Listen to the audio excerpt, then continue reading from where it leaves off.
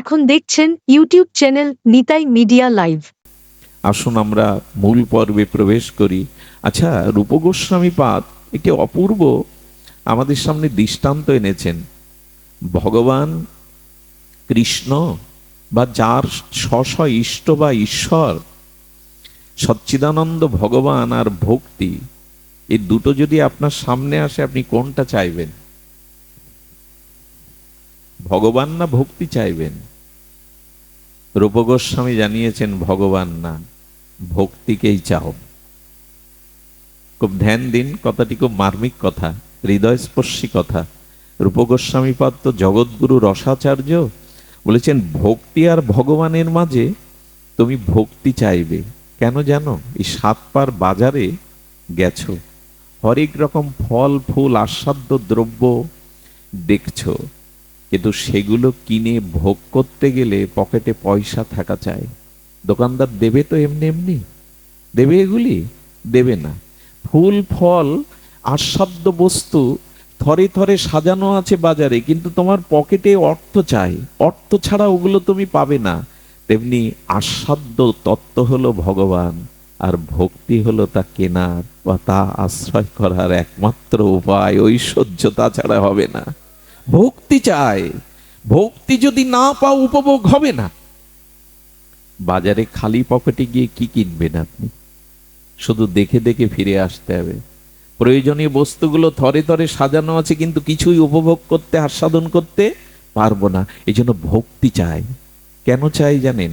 জীব গোস্বামীপাদ এই পৃথিবী নামক ধরিত্রীর অন্যতম নৈয়ায়িক আচার্য হলেন তত্ত্বজ্ঞ রসজ্ঞ জীব গোস্বামীপাদ।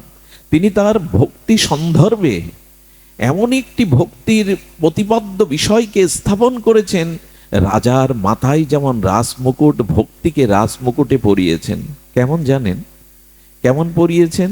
উনি বললেন যে দেখো, বাজারে কোনো সরল সেবককে প্রভু পাঠাচ্ছেন, গৃহকর্তা পাঠাচ্ছেন তার সেবককে, শোন তুই তো সরল, ভুলে যাস, যা আগে গিয়ে বাজারে তন্ডুল কিনবি, মানে চাউল কিনবি, ঘরে এক মুঠোও চাল নাই।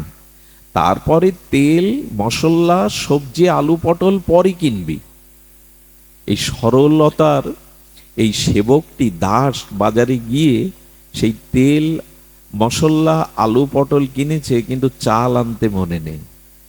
মালিককে দেখাচ্ছে, দেখুন তো আমি তো ভোলা, এটা আমি এনেছি কিনা যা যা বলেছিলেন। মালিক বাজার বের করে দেখে, আরে পাগল মূর্খ, সব এনেছিস, কিন্তু যা মূল প্রয়োজন সেই চাউল তো আনিসনি।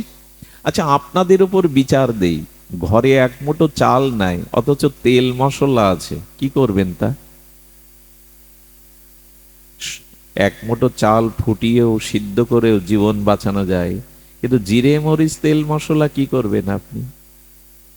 জীব গোস্বামী বললেন, ভগবান তোমাকে এই ভবের হাটে পাঠিয়েছেন, আর বলে পাঠিয়েছেন, আমি তোমায় বিবেক দিলাম, আমি তোমার চেতনা দিলাম, আমি শ্রীগুরু দিলাম, বৈষ্ণব দিলাম, শাস্ত্র দিলাম, ওগো আগে গিয়ে ভক্তিটাকে সংগ্রহ করো, ভক্তিটাকে নিও, না হলে কিছুই উপভোগ হবে না, ভক্তিটাকে নিও আগে। কিন্তু দুরবস্থা কি জানেন? এই ভবের সংসারে এসে অন্য সব জোগাড় করলাম, ভক্তিটা জোগাড় করলাম না।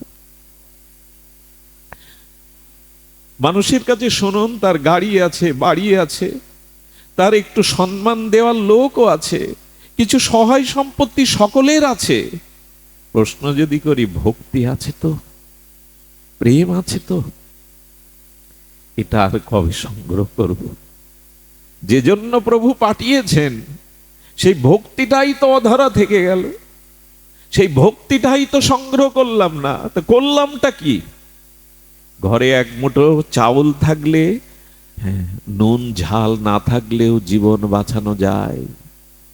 জীব গোস্বামী বলছেন, প্রভু তোমায় পাঠিয়েছেন, চেয়ে আছে তোমার দিকে। কেমন করে চেয়ে আছেন জানেন? আমাদের বৃহৎ ভাগবতামৃতে সনাতন গোস্বামীপাদ লিখেছেন এক অপূর্ব ভক্তির ক্রম, এক ভক্তি সিদ্ধান্ত, উপাস্য তত্ত্ব সিদ্ধান্ত জানাতে গিয়ে বলছেন, শ্রবণ কুমার একবার বৈকুণ্ঠে যায়। বৈকুণ্ঠে শ্রবণ কুমারকে দেখে বিলাসমূর্তি বৈকুণ্ঠেশ্বর নারায়ণ আনন্দে জড়িয়ে ধরে বলেন, গোপকুমার, যখন তোমাকে বৃন্দাবনে জন্ম দিলাম, তুমি আমাকে ভুলে, দীক্ষা শিক্ষা ভজন ভুলে জীবন কাটাতে লাগলে মনোধর্মী, তখন আমি তোমার জন্য কাঁদতাম জানো। কবে এই জীবকে আমি পাঠিয়েছি, আমার অংশ, আমার সন্তান, কবে ও গুরু চরণ আশ্রয় করে ভগবত ভজন করবে, কবে আমার রাজ্যে ফিরে আসবে, প্রেম ভক্তি লাভ করবে। আমি গুরু রূপে তোমাকে দীক্ষা দিলাম জানো, আমি তোমার জন্য কাঁদতাম। এই কথাটি সনাতন গোস্বামী পাদ হৃদয়কে নিগড়ে লিখেছেন। ওগো, তোমার জন্য কেউ হৃদয়ের কান্না না কাঁদুক, একজন ভগবান কাঁদছেন, তুমি তো তার। তুমি কবে তার কাছে ফিরে যাবে? তুমি কবে ভূতের বোঝা আর কতকাল বইবে? এই অনিত্য সংসারে কাউকে মন দিতেও পারো না, নিতেও পারো না। কবে সেই মন দেওয়া পরমেশ্বরের রাজ্যে ফিরে যাবে? উনি কাঁদছেন। ওই মহা সিন্ধুর ওপার থেকে তিনি গাইছেন, আয় ঘরের ছেলে ঘরে আয়। আর কতকাল ভূতের বেগার খাটবি, আর কতকাল পরের বেগার খাটবি? এটা তোর বিদেশ, এটা দেশ নয়। মন চলো নিজ নিকেতনে। কই সে ডাক তো কানে আসে না, সে সঙ্গীত তো কানে বাজে না। কবে ফিরে যাব তার কাছে?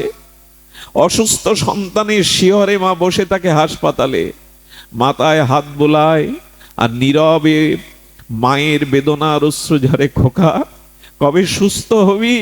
কবে মা বলে ডেকে বাড়ি ফিরে যাবি? খোকা, এটা হাসপাতাল, এটা ভালো জায়গা নয়। কোটি কোটি মায়ের মতো ভগবানও যেন আমাদের এই রোগ শোক মৃত্যুময় সংসারে পাঠিয়ে বলছেন, কবে সুস্থ হবি? ভবরোগ সেরে ঘরে ফিরে আসবি তুই?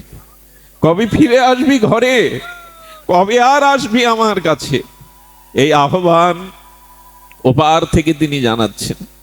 এই জন্য ভক্তি বড় প্রয়োজন। ভক্তি আর কিছু তেমন নয়। ভক্তি মানে ভগবানকে অন্তর দিয়ে ভালোবাসা, ভগবানের জন্য যার প্রাণ কাঁদে, যার কথা ভাবতে গেলে হৃদয়ে পরমানন্দে অশ্রুপাত হয়, এই অন্তরের ভালোবাসাটাই হলো ভক্তি। সবাইকে ভালোবাসা দিলাম, সব জায়গায় দিলাম, যাকে দেওয়ার তাকে শুধু দিলাম না। উনি বসে আছেন, অপেক্ষা করছেন, কবে আমার হবি, কবে একবার আমার চরণে ফিরে আসার তাগিদ দিবি। সেই অপেক্ষায় তিনি আছেন। আমরা যে তার মতো কেউ ভালোবাসে না। এই জগৎ ভালোবাসার নয়, ভালোবাসা চিরন্তন থাকে না। এই জগতে যা কিছু আছে তা যথেষ্ট নয়। এই জন্য তিনি ডাকছেন, আহ্বান করছেন, ঘরের ছেলে ঘরে আয়। সত্যি কি বুদ্ধিমান আমরা? বোম্বে এক ব্যক্তি গ্রাম থেকে চলে গিয়েছিল। একটু সত্য ঘটনা শুনুন, বেশি দিন আগে নয়। সেই বোম্বে গিয়ে কুলিগিরি করে, সেখানে কুলিদের সর্দার হয়ে টাকা রোজগার করতে করতে ফ্যাক্টরি তৈরি করে। তার জীবনে এখান থেকে 50 বছর আগে 5টা ফ্যাক্টরি, হাজার হাজার লোক তার কর্মচারী, আলিশান বাংলো, কয়েকটি ফ্ল্যাট, গাড়ি বাড়ি, সোনায় মোড়ানো সবকিছু। এটা একদিন মনে পড়লো গ্রামের সেই বন্ধুটা, তাকে কতদিন দেখিনি। ছোটবেলার বন্ধুর কথা ভোলা যায় না। গ্রামে একসাথে কৃষি কাজ করতো, গলাগলি ছিল।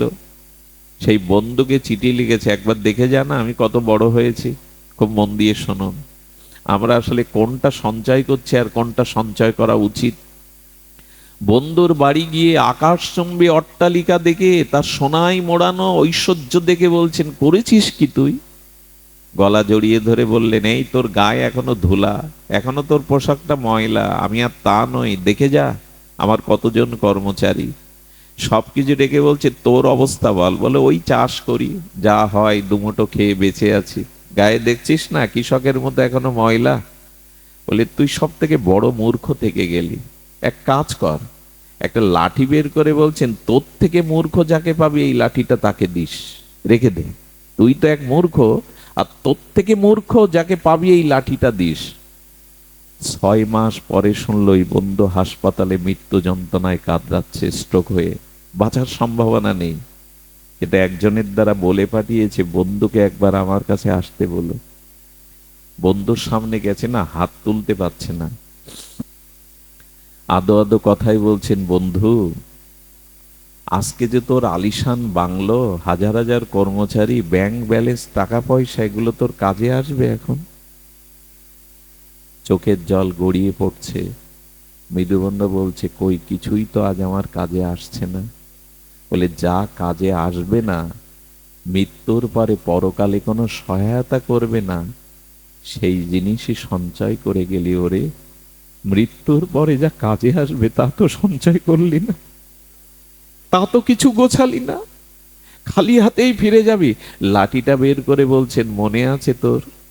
তুই আমাকে বলেছিলি আমার থেকে বড় মূর্খ যাকে পাবি তাকে এই লাঠিটা দিবি, ধর হাতে।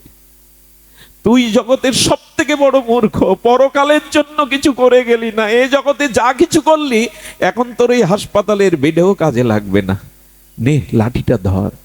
এই মূর্খতা করছি না তো আমরা? এই মূর্খের দলে পড়ি না তো আমরা? শুধু ইহকালের জন্য, সংসারের জন্য গুছিয়ে গেলাম,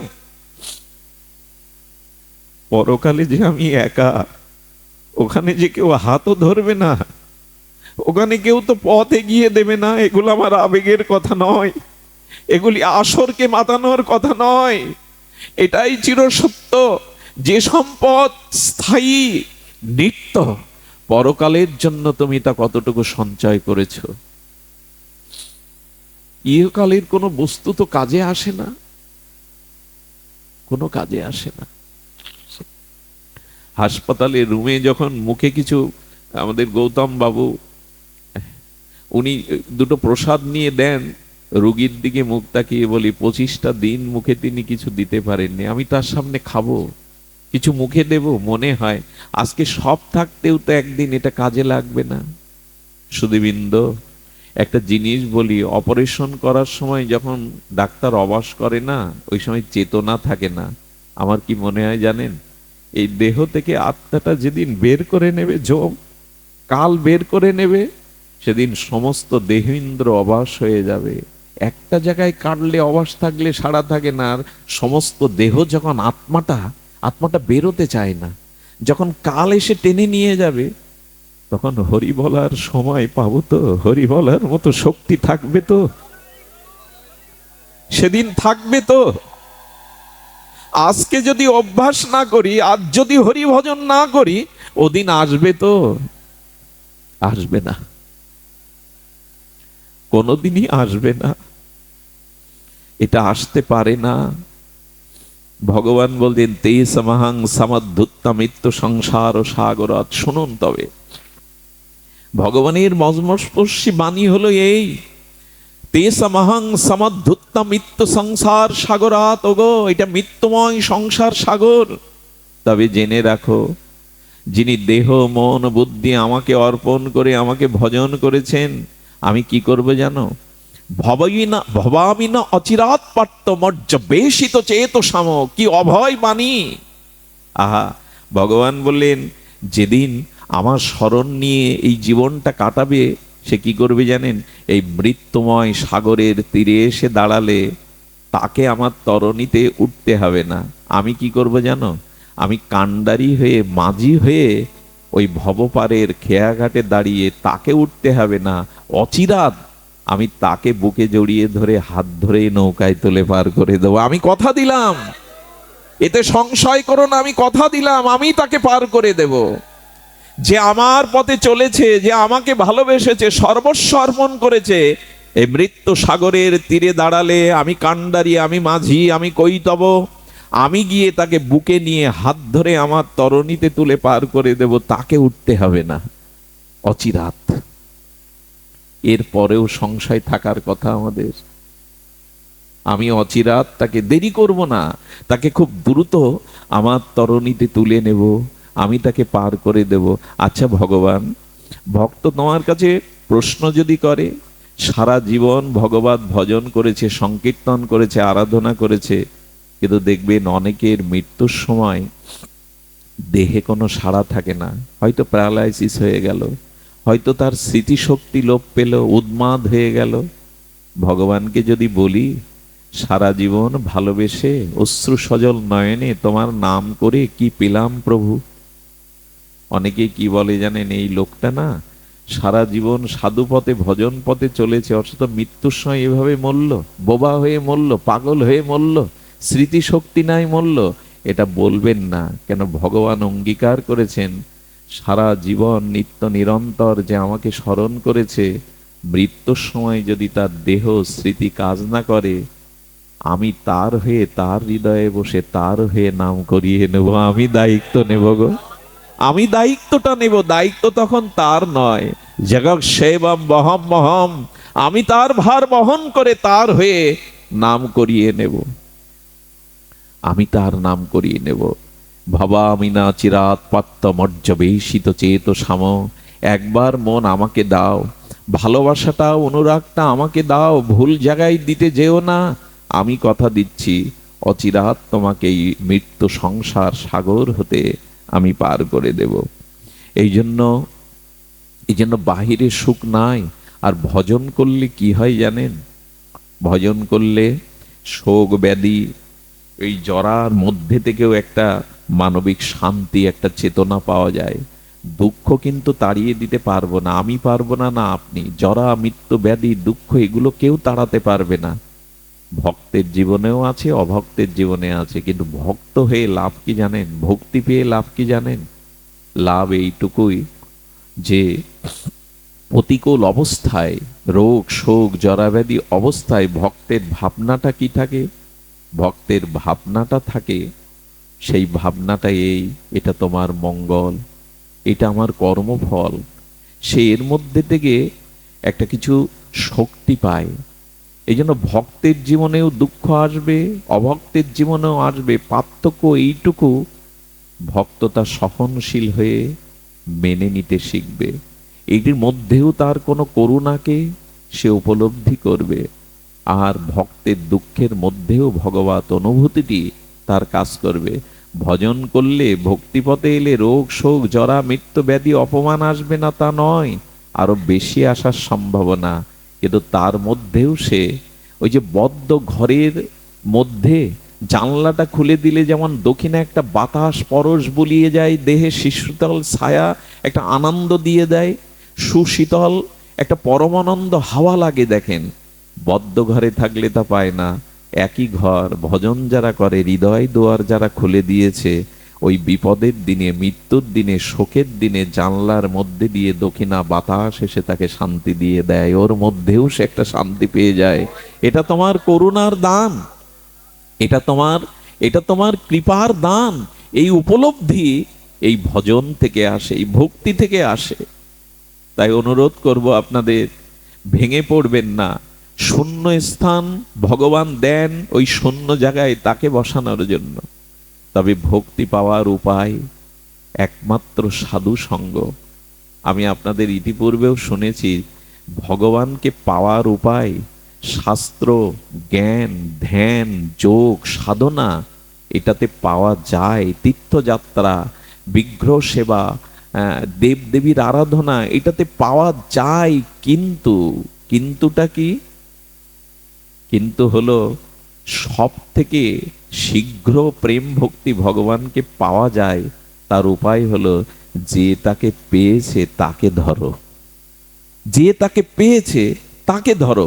এগুলিতে পাওয়া যাবে। ভজন, সাধন, ধ্যান, যোগ, কর্ম, তীর্থ পর্যটন, বিগ্রহ সেবা পাওয়া যাবে হয়তো কোনো কালে। কিন্তু যে পেয়েছে তাকে ধরো, তাহলে দ্রুত পেয়ে যাবে। যে তাকে পেয়েছে তাকে ধরো। খুব দ্রুত ভগবানকে পাওয়ার এছাড়া পথ নেই। যে তাকে পেয়েছে তাকে ধরতে। এই জন্য তো সাধুর কাছে যেতে হয়। আপনাদের মনে আছে, হ্যাঁ, আমাদের রসিক মুরারির কথা খুব ধ্যান দিয়ে শুনতে হবে।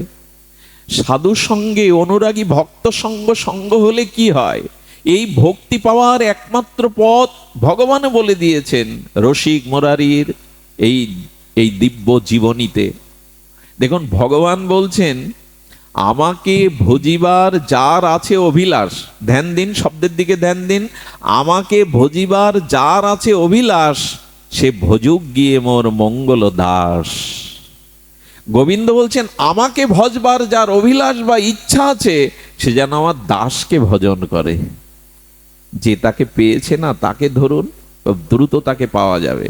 অন্য পথটা পাওয়া যাবে, সেটা যুগ যুগান্তর জন্ম জন্মান্তরের অপেক্ষা আছে। কিন্তু যে তাকে পেয়েছে তাকে ধরলেই পাওয়া যাবে, এটাই বিধি, এটাই রীতি। রসিক মুরারি তিনি এক গ্রামে শিষ্যের বাড়িতে আছেন, ভক্তমালে দেখে নেবেন চোখ বুলিয়ে। এই রসিক মুরারি যেখানে আছেন তিনি রাজ কর্মচারী। তো গুরুদেবকে পেয়ে, এমন রসিক জনকে পেয়ে তিনি 2 দিন রাজ কার্যে যাননি, এবং রাজার দক্ষিণ হস্ত বলা যায় তাকে। 2 দিন পর সংবাদ দিয়ে যখন তাকে ডেকেছে রাজা, সম্রাট ডেকেছে, বলছে কেন আসেনি? বলো আমার গুরুদেব এসেছে, গুরুচরণ ছাড়া রাজকার্য আমার কাছে অন্ধকারের মতো লাগে। বলো বলিহারি তোমার গুরুদেব, তোমার মতো রাজ কর্মচারীকেও যে আবেশে বেঁধে ফেলেছে তাকে তো একটু দেখতে হয়, নিয়ে আসো। মনে মনে বললেন কেমন গুরু, কেমন সাধু, একটু পরীক্ষা তো করতে হবে। গুরুকে পালকি পাঠিয়েছেন আর ভেতরে ভেতরে তার বিনাশ করার জন্য মস্ত হাতি রেখে দিয়েছেন। হাতি যেন তাকে আক্রমণ করে। দেখি সাধু যদি হয়, প্রকৃত সাধু যদি হয়, তবে এই মত্ত হস্তিকে সে বশ করুক। দেখুন আমরাও মাঝে মাঝে এরকম পালকি পাঠাই, ফুল ছড়াই, আবার মনে মনে তার নিন্দাও করি। এই কপটতা থাকলে সাধু সঙ্গের এ পথে কিছু পাবেন না। সরল প্রাণী, বিশ্বাস শ্রদ্ধার সহিত এই রাজ্যটা, এই রাজ্যে কোনো কপটতার স্থান নেই। মন মুখ 2 রকম হলে এ রাজ্যে শূন্য হাতে তাকে ফিরে যেতে হবে, কিছুই পাওয়ার নেই। গাও গাও সবে গৌরাঙ্গের গুণ, সরল করিয়া মন। মন সরল না হলে কপট এই রাজ্যে কিছুই পাবে না। ছাড়ো রে মন কপট চাতুরী, বদনে বলো হরি হরি, তবেই তো পাবে। কপটতায় আজ আমাদের ঘিরে ধরেছে, কপটতায় আজ আমাদের ভক্তি পথের, এই সরল পথের অন্তরায় হয়ে দেখা দিয়েছে। রসিক মুরারি পালকি নয়, বললেন হেঁটে যাব। সামনে মস্ত হস্তি, রাজা চিলেকোঠার ওপর থেকে দেখছে যে কেমন সাধু পরীক্ষা করে নিতে হয়। রাজ কর্মচারীকে শিষ্য বানিয়ে ধন লোভে, প্রতিষ্ঠার লোভে শিষ্যকে আটকে রেখেছে, দেখতে চায়। মস্ত হস্তির চোখ রাঙা রাঙা হয়ে গেল, উন্মত্ত হয়ে যখন যখন রসিক মুরারির দিকে ধেয়ে আসছে, রসিক মুরারি পলায়ন নয়, ওর চোখ রাঙা হাতির, মস্ত হস্তির, আর রসিক মুরারির চোখে যখন বিন্দু বিন্দু জল ঝরছে, সামনে গিয়ে হাত জোর করে বললেন, ওরে কত জন্মের কত অপরাধে এমন শক্তিশালী হয়েও মানুষের বশবর্তী হয়ে জীবন কাটাচ্ছ। হাতির সামনে গিয়ে হাত জোর করে চোখের জলে বলেছে, একবার হরি বল, একবার হরি বল। এই সিনেমা নয়, গল্প নয়, উপন্যাস নয়। ভক্তমালে বলছেন রসিক মুরারি কেঁদে ফেলেছে, হস্তির সামনে গিয়ে বলছে একবার হরি বল। জীবন সার্থককর। কি বলবো আপনাদের, এরা জাদু জানে না। এদের হৃদয়ে যে ভগবানের প্রেম আছে, ভক্তি আছে, নয়নে জল আছে, এটাই যথেষ্ট। মস্ত হস্তির লাল চোখ জলে ভরে গেল। কি জানো ওর আসলে কি জানেন?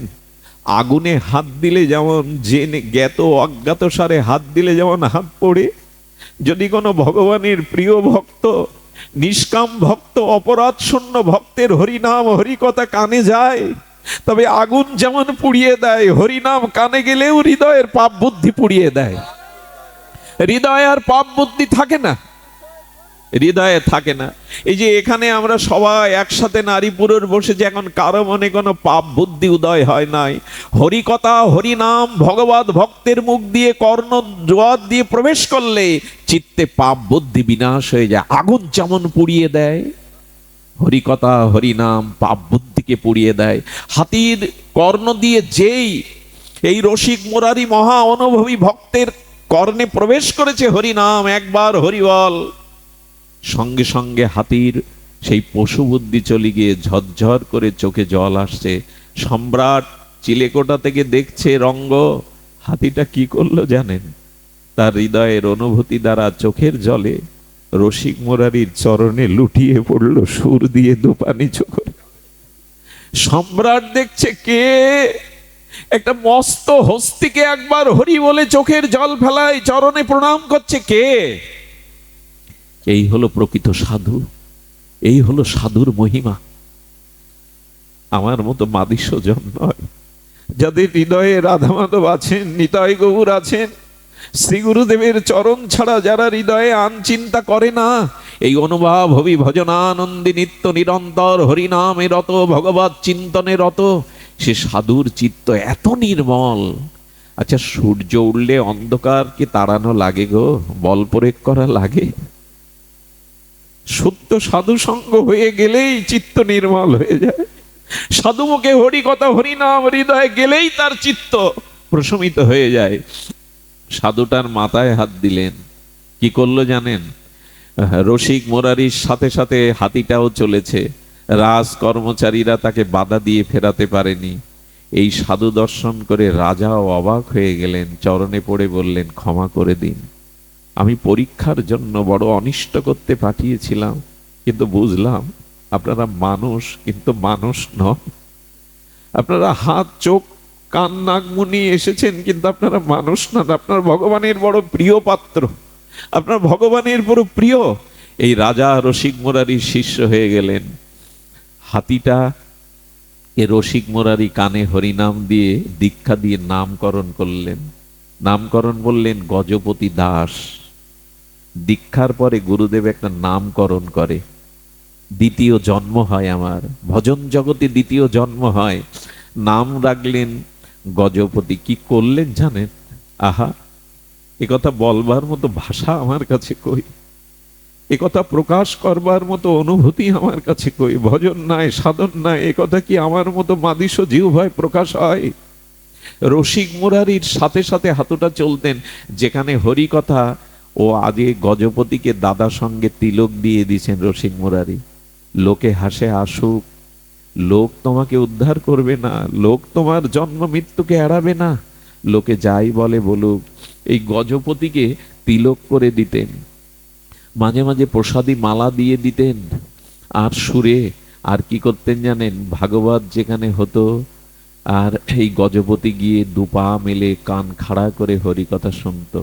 এরপরে সে কি করলো জানেন? প্রসাদ ছাড়া কিছু পায় না, প্রসাদ ছাড়া কিছু পাই না। আমার মাঝে মাঝে মনে হয় হাতির হলো, আমার হলো না। অনেক বাড়িতে কুকুর দেখেছি।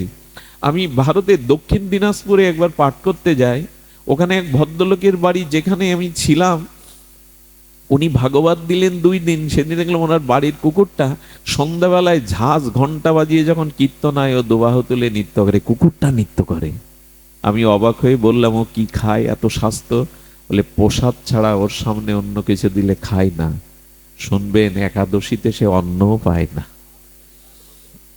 প্রণাম করলাম দূর থেকে, তোর হলো, আমার হলো না। সাধু সঙ্গে হইতাম যদি বৈষ্ণব দ্বারেরও কুকুর, প্রসাদ দিয়ে তরায়েতেন বৈষ্ণব ঠাকুর। মাঝে মাঝে মনে হয়, প্রভু আগামী জন্মে যদি মনুষ্য জন্ম না পায়, তবে কোনো ভক্তের দুয়ারে কুকুর করেও পাঠিও, যাতে প্রসাদ হরিনাম পেয়ে অন্তত উদ্ধার হতে পারি, যেন ওইখানে প্রসাদ হরিনাম পেয়ে নিজেকে ধন্য করতে পারি। শুনেছি হরিচাঁদ ঠাকুর এক মরা পাখিকে হরি বলতে বলতে প্রাণ দিয়েছিলেন। এক ভাই ঢাকা থেকে তোতা পাখি কিনেছিলেন যে হরি বল বলাবে। সরল গ্রামের বোনকে বলছেন, এই পাখিটা রেখে দে। পাখিটা হাড়ির মধ্যে রেখে সরা চাপা দিয়েছে, বাঁচে কি? মরা পাখিটা নিয়ে ভাই বোন কাঁদতে কাঁদতে ওরা কান্দিতে এসে ঠাকুরের চরণে দিয়ে বলল, ঠাকুর হরি বলবো বলে পাখি কিনেছিলাম, কিন্তু মারা গেল, দোষে ক্ষমা করো।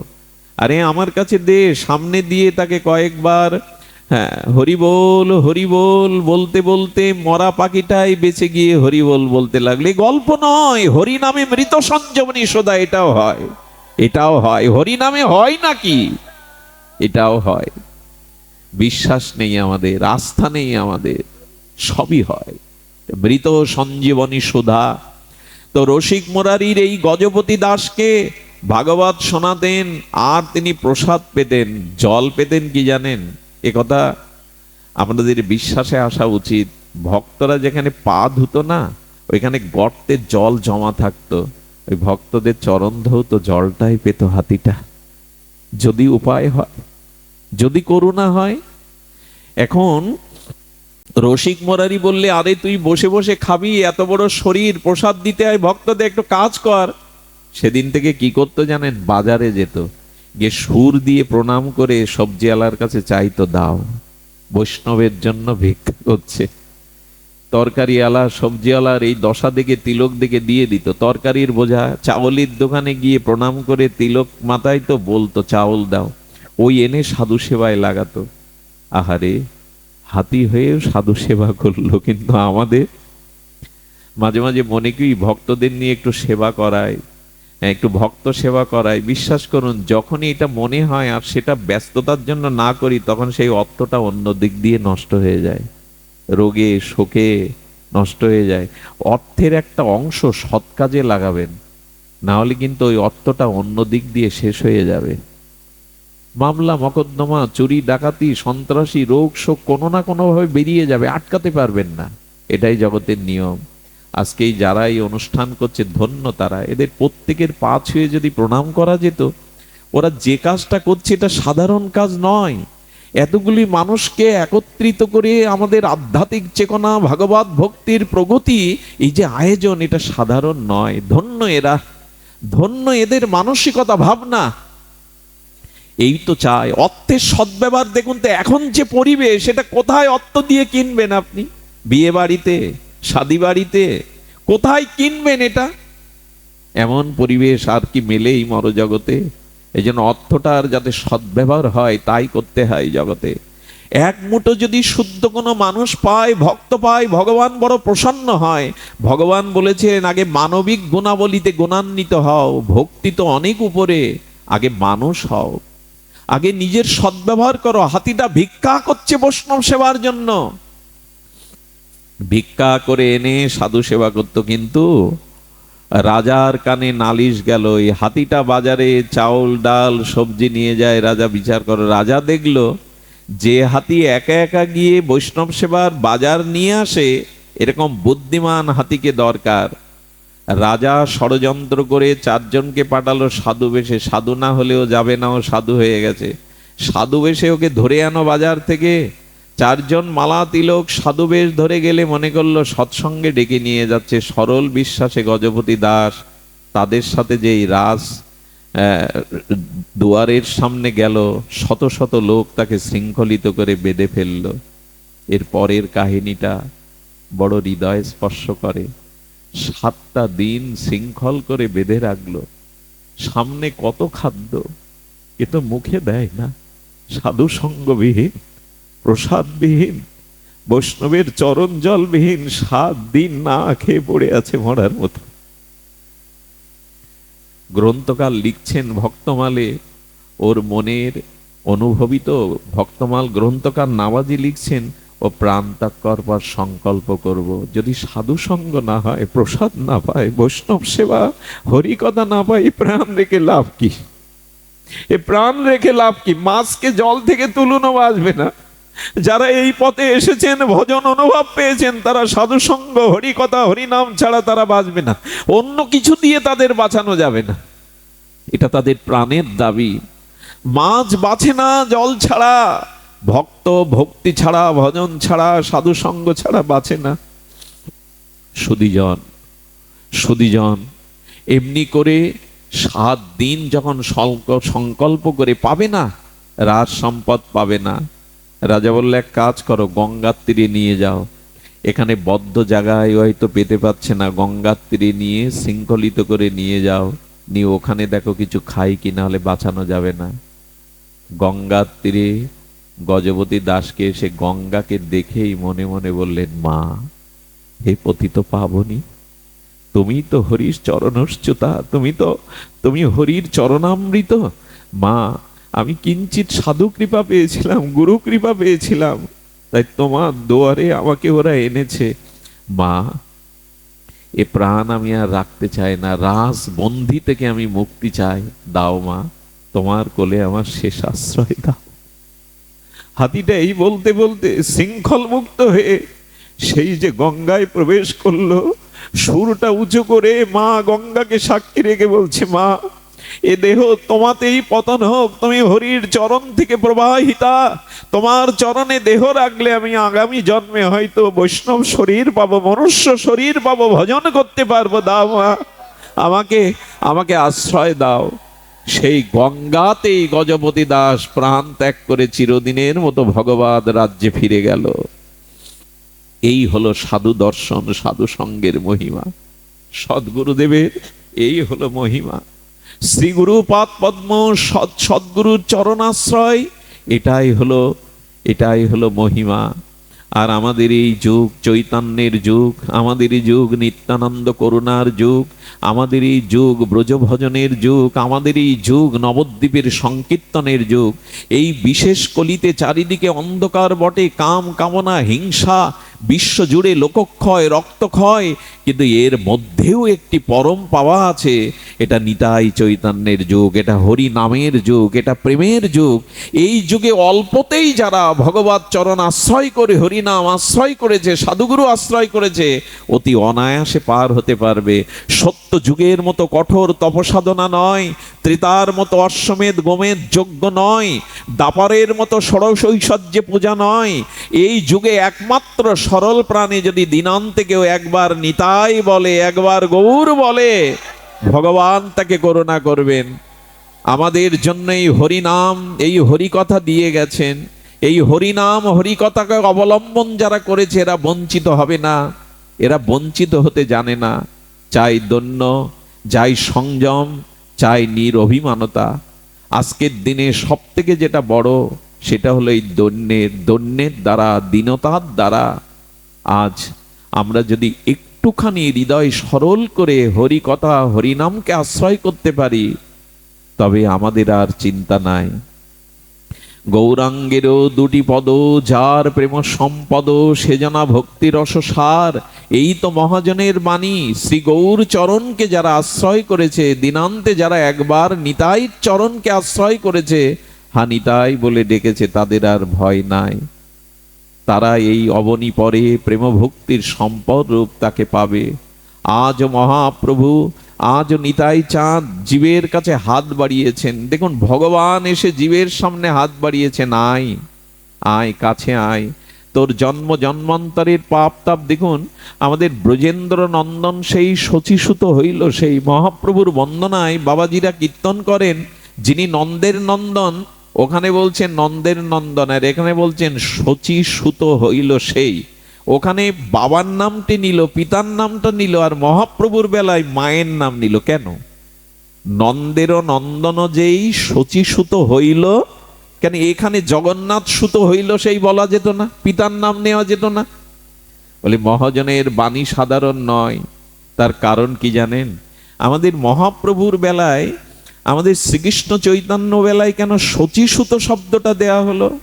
মহাজন আস্বাদন দিচ্ছেন, বলে দেখো, পিতা নতুন কাছানো জামা কাপড় পরে দোকানে যাবে, অফিসে যাবে, কোথাও যাবে, সন্তানের গায়ে লালা মাখা আর মলমূত্র গায়ে মেখে আছে, এসে যে বাবা কোলে নাও, বাবা কোলে নাও, নেবে তো?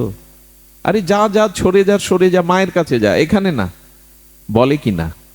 ওই যে পোশাক পরা, কাঁচানো পোশাক, বাবা কোলে নিতে চায় না, যা মায়ের কাছে যা, আমার কাছে না।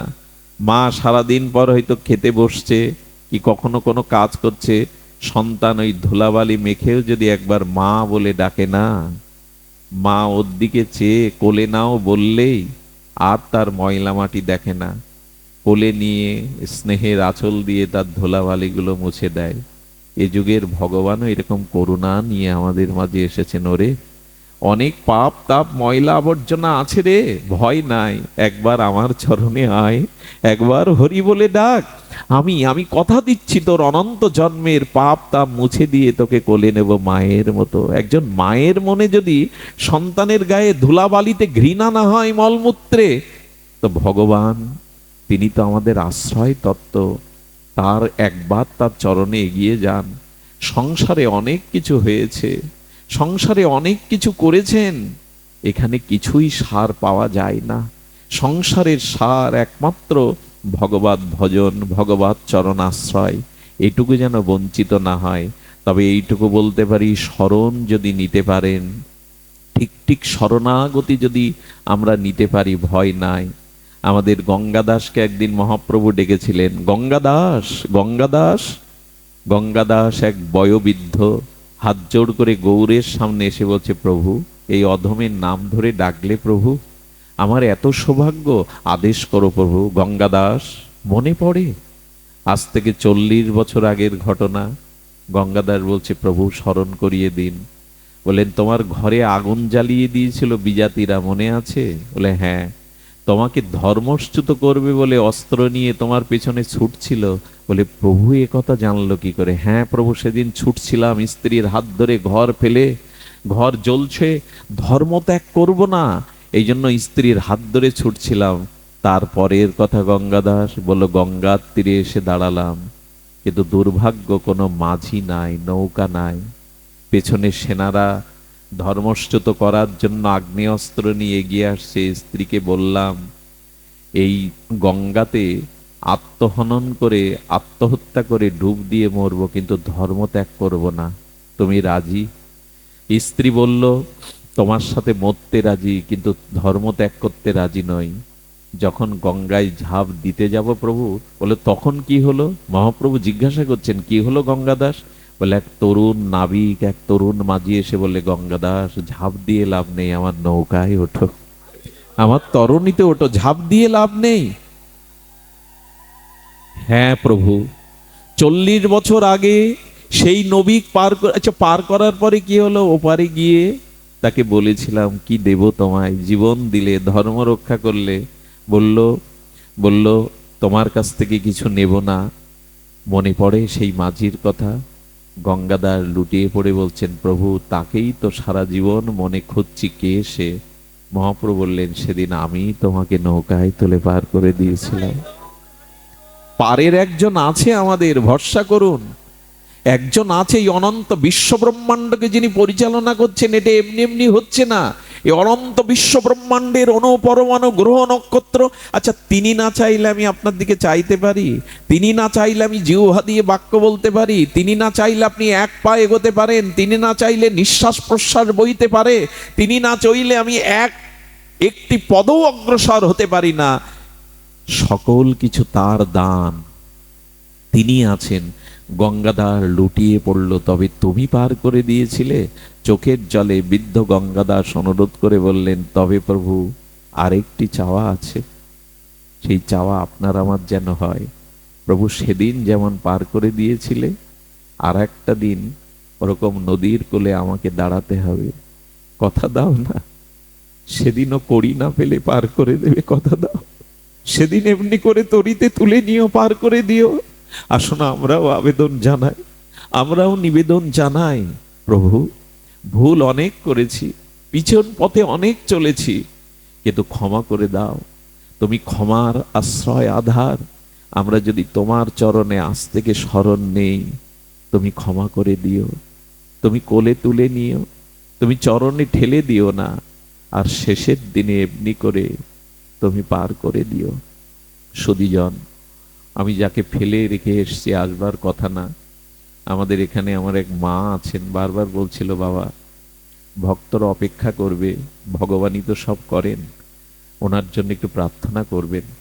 আজ 25টা দিন একটা অসুস্থ মানুষকে নিয়ে প্রহর গুনছি, অনেক জায়গায় পাঠে কথা দিয়েও যেতে পারিনি।